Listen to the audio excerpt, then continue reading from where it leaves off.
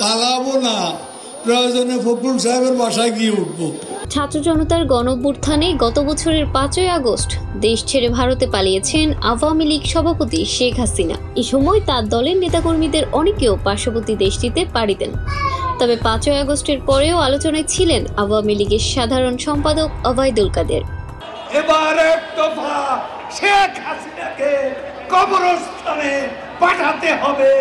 দেশের বিভিন্ন লোকেশনে তিনি আছেন বলে সামাজিক যোগাযোগ মাধ্যমে একাধিকবার খবর ছড়িয়ে পড়ে। কোথাও কোথাও আইন শৃঙ্খলা বাহিনী অভিযানও চালিয়েছে, তবে কোথাও মেলেনি ওবায়দুল কাদেরের খোঁজ। গুঞ্জন আছে দেশ ছেড়ে পালিয়েছেন ওবায়দুল কাদেরও, তিনিও ভারতে আছেন। তবে সম্প্রতি সামাজিক যোগাযোগ মাধ্যমে ওবায়দুল কাদেরের ব্যবহৃত সিমের লোকেশন ও কল লিস্ট ভাইরাল হয়েছে, তবে ওই কল লিস্টের সত্যতা নিশ্চিত করা যায়।